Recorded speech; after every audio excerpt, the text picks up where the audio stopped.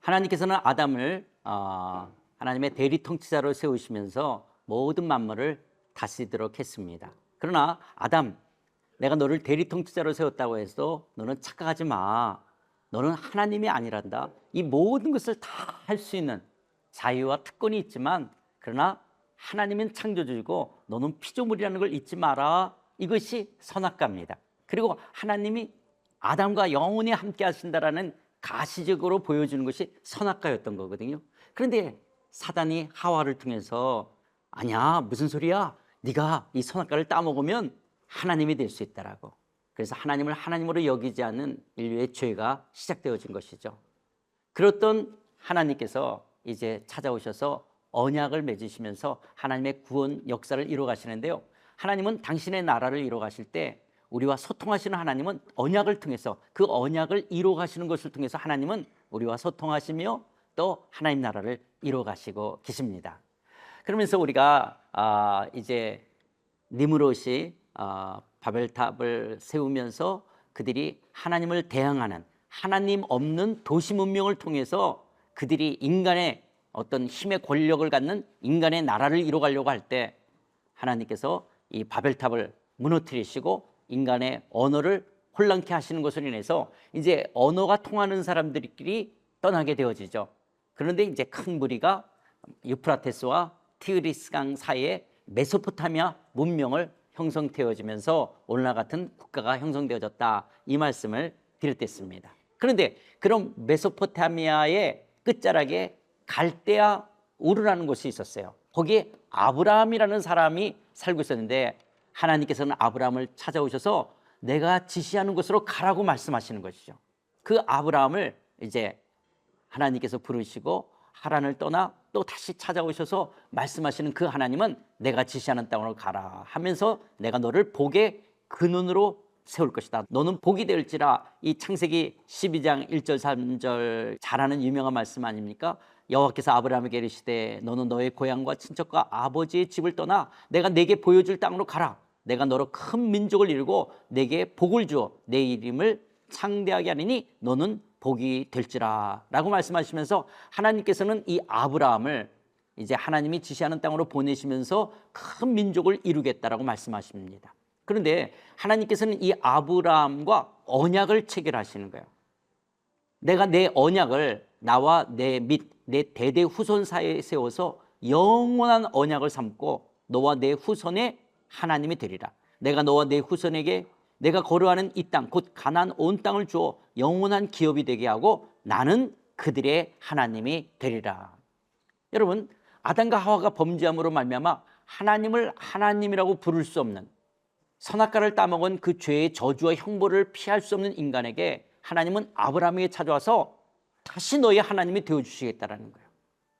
노아를 통해서 하나님은 우주 성전을 다시 회복하실 것을 하나님이 계획하셨던 그 하나님은 이제 구체적으로 아브라함과 언약을 맺으시면서 말씀하시는 거거든요. 그런데 아브라함과 영원한 언약을 삼겠다라는 거예요. 단순히 아브라함 한 사람만이 아니라 아브라함 너와 그리고 내 대대 후손, 그 네 대 후손 사이에 우리들까지 들어가는 것이죠. 이렇게 영원한 언약을 삼겠다라고 말씀하시는 거거든요. 그래서 그 언약으로 다시 우리를 하나님, 나는 그들의 하나님이 되어질 거고 우리는 하나님의 백성이 되어질 것을 말씀하시는 거거든요. 이게 하나님 나라의 시작이죠. 그런데 여러분, 이 언약 카비넌트를 아까 이야기했잖아요. 어떤 쌍방간의 권한과 책임이 동등하지만 이 언약은 프라미스와 조금 다른 것처럼 하나님의 일방성이 있다. 그래서 우리가 불순종했음에도 불구하고 하나님은 성실하심으로 이 언약을 이루어 가시는, 그것이 그 언약이 이루어지는 가운데 피로 맺은 언약이라는 관계를 말씀을 드렸댔어요. 이게 카비넌트의 특징인데요. 하나님께서는 아브라함과 언약을 체결하시면서 요구한 것이 뭐냐면 너의 가정에 있는 모든 남자들에게 다 할례를 하라고 말씀하시는 거예요. 이 할례라고 하는 것이 뭐냐면 언약이라는 뜻이 따른다라는 뜻인데, 그 이스라엘의 아브라함의 모든 같이 거하는 자들에게 그 지금으로 말하면 포경 수술하듯이 그 남자의 그 성기의 앞부분을 표피를 잘라내는 것을 통해서 하나님이 언약이라는, 그러니까 그때 우리가 이런 문서로 마치 우리가 계약서를 하면 갑방 있고 을방이 있어서 도장을 가운데 찍어서 도장이 반으로 쪼개지잖아요. 그래서 갑과 을이 하나씩 보관하는 거 아니겠어요? 또 뭐 위아래로 할 때도 거기 가운데에서 위아래로 이렇게 도장이 쪼개지는데요. 이 언약이라는 뜻이 쪼갠다, 자른다라는 뜻인데, 하나님은 내가 다시 너의 하나님이 되겠다라는 것을 어떤 종이 계약서 정도가 아니라 이스라엘 남자 몸에다가 다 새기는 거예요. 이것이 쪼개는, 할례를 시키는 거죠. 그러니까 이 남자들은 생리적으로 하루에 뭐 한두 번씩 화장실 갈 때 보게 되잖아요. 내가 할례를 받았다라고 하는 것은 하나님의 언약의 자손이라고 하는 엄청난 특권을 이야기하는 것이죠. 내가 다시 너의 하나님이 되어주겠다는 언약의 표징으로 이 할례를 갖게 되어지니까 이스라엘 사람들에게서는 이 할례는 너무너무 큰 자긍심을 갖게 되어지죠. 그리고 할례 받지 못한 민족들에 대해서는 굉장히 멸시하는 처럼 이런 선민의식을 갖게 되어진 것이 바로 이 할례라고 하는 것들로부터 시작되어지는 거거든요. 그러니까 이 할례는 뭐냐? 다시 내가 너의 하나님이 되어주겠다라고 하는 거예요. 그러니까 이스라엘 백성들에게 이 할례는 얼마나 중요해요.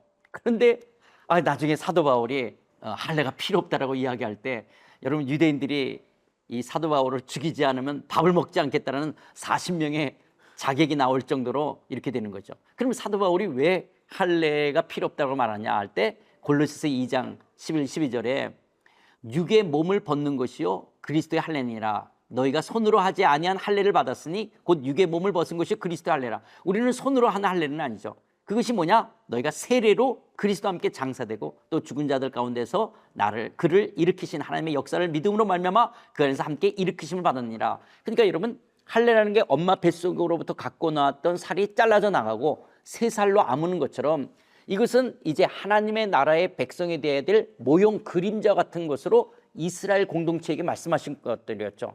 다시 너희 하나님이 되시겠다는 말씀하시는 거예요. 그런데 이제 예수님이 언약의 성취로 오셔서 우리가 육체의 할례를 받는 것이 아니죠. 우리는 그리스도와 함께 죽고 그리스도와 함께 장사되고 그리스도와 함께 다시 사는 것으로 인해서 우리는 성령을 통해서 인치심을 받는, 그러니까 우리는 할례를 받을 필요가 없는 것이죠. 우리가 세례를 받는 것을 통해서 죽고 다시 사는 그리스도와의 연합이죠.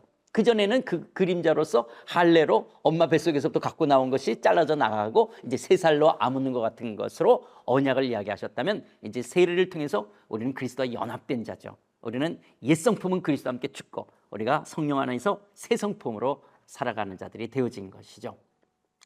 그러면서 이제 이스라엘 백성들이 애굽에서 아브라함을 통해서 그들이 있다가 아브라함, 이삭, 야곱 그리고 요셉을 통해서 애굽으로 가게 되어지죠. 애굽에서 430년을 머물게 되어지고 어느 날 하나님은 모세를 찾아오시고 모세에게 말씀하시는 거예요. 하나님께서 뭐라고 말씀하시냐? 그러므로 이스라엘 자손에게 말하기를 나는 여호와라. 내가 애굽 사람의 무거운 짐 밑에서 너희를 빼내며 그들의 노역에서 너희를 건지며 편팔과 여러 큰 심판들로서 너희를 속량하여 너희를 내 백성으로 삼고 나는 너희의 하나님이 되리니 나는 애굽 사람의 무거운 짐 밑에서 너희를 빼낸 너희의 하나님 여호와인 줄 너희가 알지라. 하나님께서 이 모세에게 찾아오셔서 말씀하시면서 뭐냐? 네가 다시 애굽에 가서 이스라엘 민족을 출애굽시키라고 말씀하시는 거예요. 그런데 이렇게 이스라엘 민족을 애굽에서 그 무거운 짐 밑에서 빼내는 이유가 뭐냐? 너희를 속량하여 너희를 내 백성으로 삼고 나는 너희 하나님이 되기 위해서라고 말씀하시는 거예요.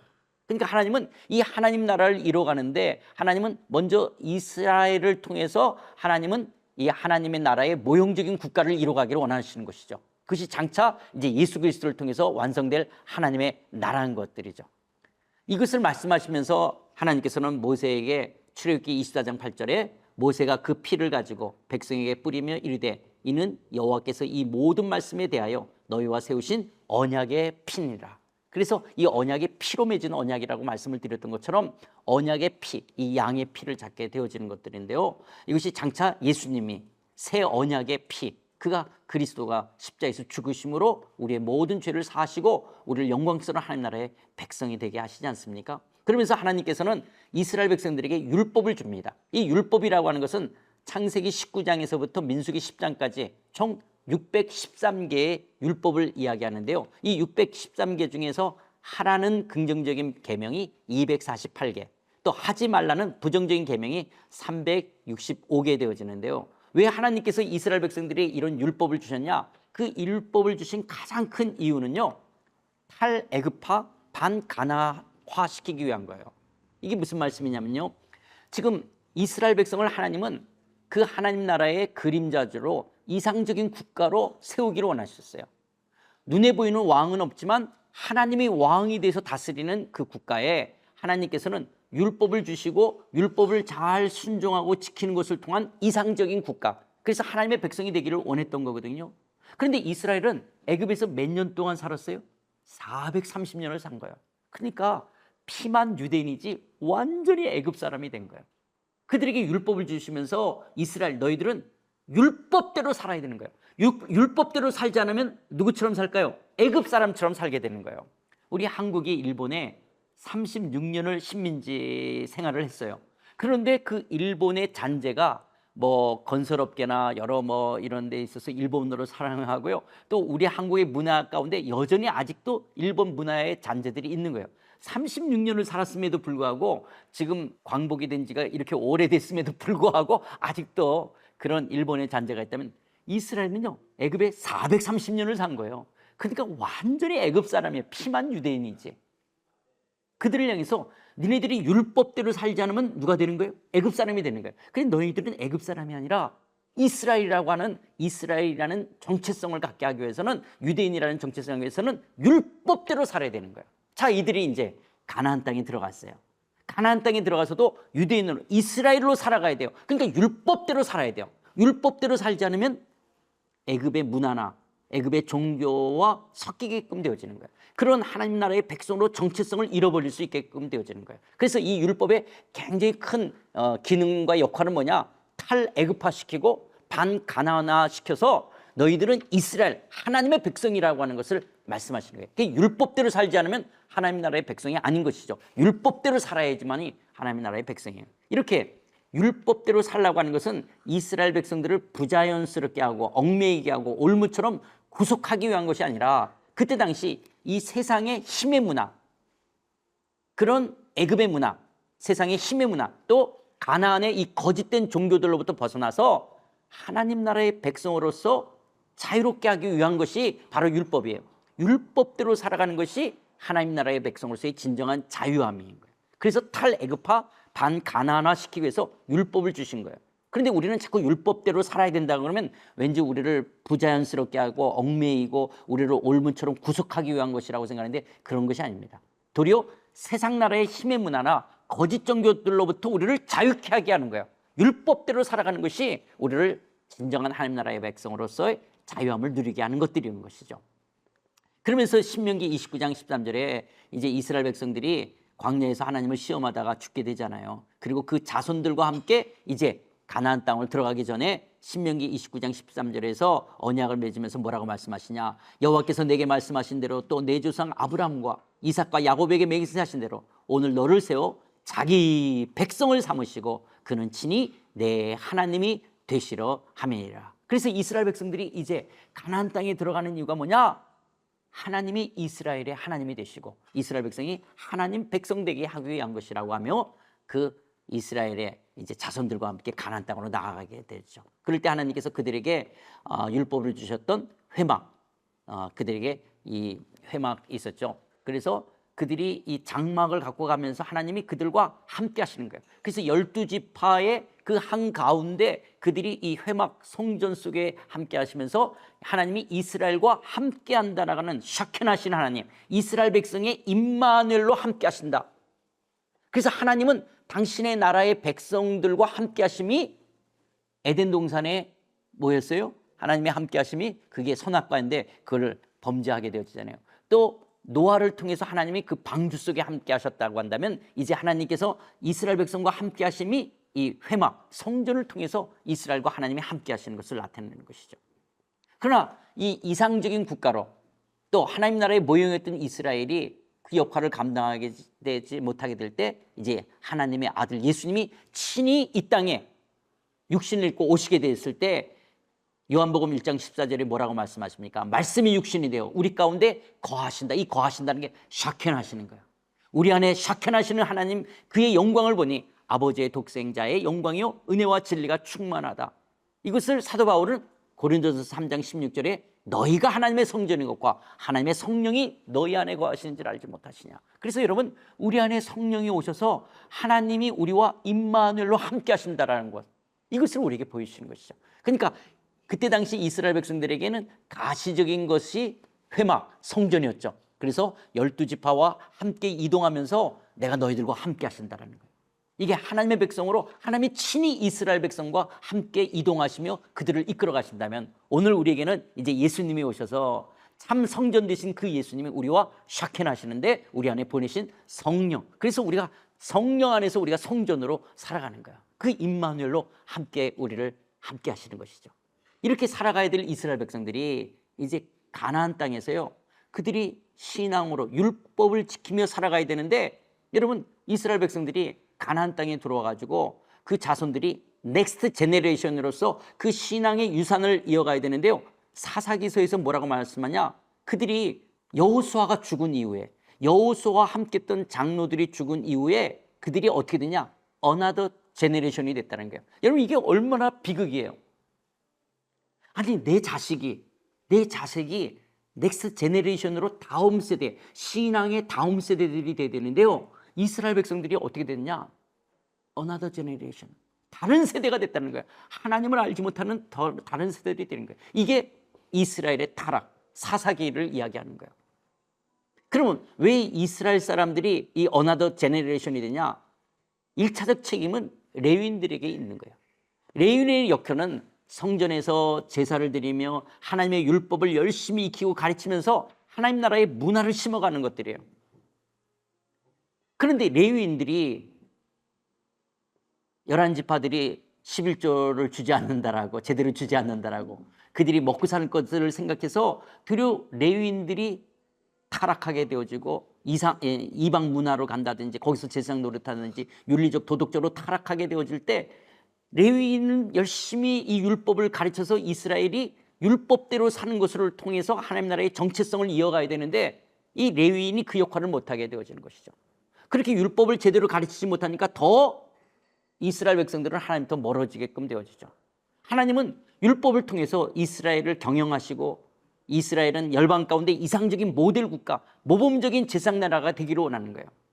눈에 보이는 왕이 없음에도 불구하고 율법을 지키는 것을 통한 이상적인 국가를 통해서 하나님은 이스라엘을 바라볼 때, 열방이 이스라엘을 볼 때, 야, 저들은 우리처럼 왕이 없어도 저들이 저렇게 아름다운 이상적인 국가를 이룰 수 있는 게 뭐야?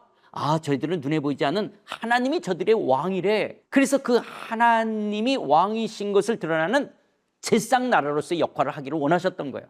그래서 이스라엘을 바라봄으로 열방이 하나님께 돌아오기를 원했는데, 그 이스라엘이 그 역할을 이루지 못하는 거예요.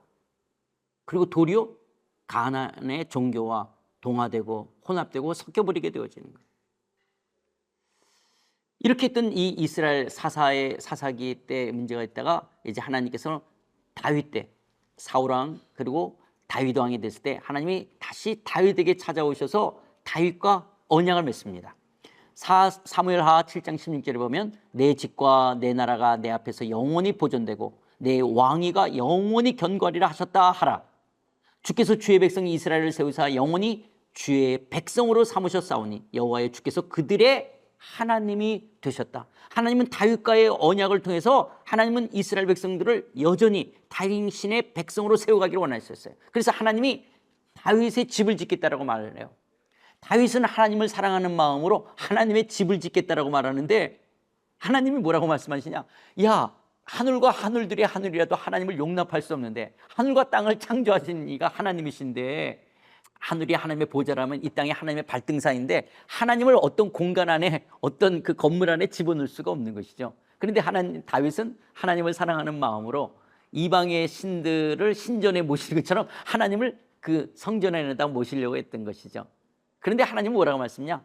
하나님은 다윗의 집을 짓겠다. 그래서 다윗을 통해서 하나님의 나라, 예수 그리스도가 이 땅에 오시고 예수 그리스도를 통해서 하나님 나라가 완성되어질 것을 이야기하면서, 하나님은 하나님의 아들 이 다윗, 그들을 하나님의 아들이 세우게 되고 다윗의 왕국은 영원할 것이라고 하는 이 다윗과의 언약을 통해서 하나님 나라의 그림자 같은 그 모형을 말씀하시는 거예요.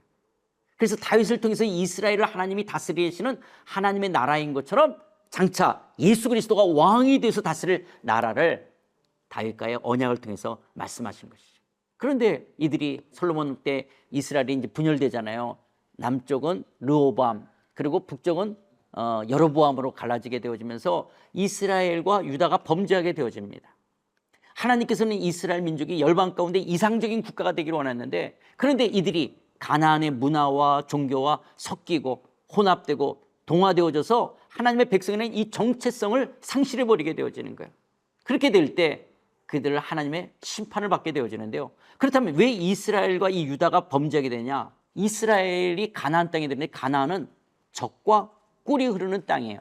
젖과 꿀이 흐르는 땅이라, 젖은 유목생활을 말하고요, 꿀은 농경생활을 말하는 거예요. 그런데 이스라엘은 지금까지는 유목생활이었어요. 그런데 가나안 땅에 들어가서 유목생활만이 아니라 농경생활도 같이 해야 되는 거예요. 근데 여러분, 가나안 땅에 들어가서 뭐가 끝이죠? 만나가 내리지 않게 되어져요. 그러니까 이제 이스라엘 사람들은 뭐를 먹고 살아야 되냐? 유목생활을 통해서도 먹겠지만 농경생활을 통해서 풍년이 들어야지만이 내일이 보장될 수 있는 거예요. 그런데 이스라엘은 유목생활을 했지 농경생활이 아니니까 농사가 풍년이 되기 위해서 어떻게 하냐?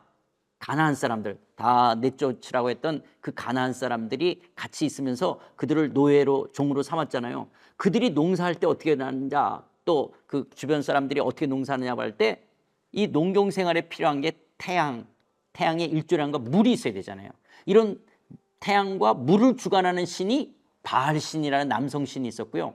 그리고 이 어떤 다산, 그래서 짐승들도 새끼를 많이 낳고 사람도 자식을 많게 하는 이 다산의 여신이 아세라신이에요. 그래서 남성인 바알신과 여성인 아세라신을 섬기는 거예요. 그러면서 이들이 뭐를 했냐면, 남성신인 바알신과 이 태양신, 물을 주관하는 바알신과 이 다산의 여신인 아세라신을, 이런 사람을 섬기게 되어지면서, 여러분 성경에 보면 이스라엘이 이 음행을 했다는 말을 많이 해요. 음행. 이게 단순히 육체적인 쾌락을 추구했다 여기 머무는 것이 아니라, 여러분, 암컷하고 수컷이 결합하면 뭐가 나오죠? 암컷하고 수컷이 결합하면 새끼. 그게 돈이에요. 비즈니스가 생기는 거예요. 그러니까 지금 바알신과 아세라신을 섬기는 이유가 뭐냐? 이것을 통해서 우리들에게 부를 가져달라는 거예요. 부. 그래서 여러분, 이 바알 종교, 이 가나안 종교는 남성신인 바알신과 여성신인 이 아세라신을 섬기는 것을 통해서 그들은 이 땅에서 복을 누리기를 원하는, 이런 이 다산의 축복을 원했던 거죠. 그래서 여러분, 그 힌두교 사원에 보면 그 남자와 여자가 성교하는 걸 막 조각해 놓는다든지, 뭐 남성 성기라든지 여성의 가슴 같은 거 막 이렇게 조각하잖아요. 이게 농경생활 속에서 그들이 어떤 음행, 어떤 성적인 타락, 이런 육체적인 쾌락을 추구하는 그런 것이 아니라 이것을 통한 축복, 다산, 농경생활의 축복을 요구하는 것들이에요. 그래서 뭐 불교에서도 가슴이 있는 불상이 있다고 하기도 하고요. 우리 한국에도 뭐가 있어요? 천하 대장군, 지하 여장군. 이 농경생활은 다 남자와 여자가 들어가는 것들이에요. 이런 것들이 가나안 종교 속에서 하나의 종교 의식으로 성행위를 하는 것들. 그래서 하나님께서는 이스라엘에게서 계속 선지를 통해서 말씀을 뭐냐? 이제 농경생활로 표현하죠. 내가 이른 비와 늦은 비가 준 자가 나다. 너희들이 나를 섬기면 황충과 메뚜기가 먹지 않고 포도나무에 소출이 많고 감람나무에 소출이 많게 하겠다. 돌아오라고 말씀하시는 거예요. 그런데 이들이 그렇게 음행을 저지르며 이 가나안 종교와 섞이게 되어지면서 하나님의 백성으로서의 정체성을 상실해버리는 거예요. 레위 지파가 율법을 가르치지 않고, 그리고 이스라엘 백성들이 하나님의 말씀대로 살아가지 않고 하나님을 저버리고 가나안의 종교와 혼합되고 아수르와 바벨론과 혼합되어졌을 때, 결국 하나님께서는 이들을 향하여 선지자를 통해서 뭐를 말씀하시냐? 돌아오라 할 것을 말씀하는 거예요. 여기서 여러분, 선지자 예언자라 할 때 예자가 예금한다라는 예자 있죠. 예금. 그런 것처럼 미래일을 맡겼다라고 하는 거예요. 미래일을 말한다는 예자도 있고요. 그 다음에 이 말씀이 맡겨졌다는 예언이에요. 예언. 그래서 여러분, 우리가 예언하던 선지자들에게 하나님의 말씀이 맡겨진 거예요. 그러니까 우리가 예금한다라고 하는 거죠. 예금한다라는 것처럼 하나님의 말씀을 맡기셨죠. 그러면서 하나님께서 선지자들에게 뭘 말씀하셨냐? 하나님이 너희들을 계속 이렇게 하나님의 율법으로 살지 않게 되어지만 심판하신다라고 하는 거예요. 그러나 하나님께서는 여전히 당신의 언약의 성실하심을 이행하면서 그들을 구원하실 것이다. 하나님은 여전히 죄에 대해서는 심판하지만 하나님은 구원해 가신다. 남은 자들을 통한 이 구원을 말씀하시고 하나님께서 장차 앞으로 새 언약과 새 성전을 통해서 하나님은 이스라엘을 회복해 가실 것을 말씀하시는 거야. 그러면서 하나님께서는 선지자를 통해서 돌아올 것을 회개하고 돌아올 것을 계속적으로 외치게 되어지는 것이 이 선지서에 나오는 말씀들인 것이죠. 우리 다음 시간에는 또 하나님께서는 이제 어떻게 이렇게 새 언약을 통해서 새 성전을 이루어가야 될지를 말씀을 같이 나누도록 하겠습니다.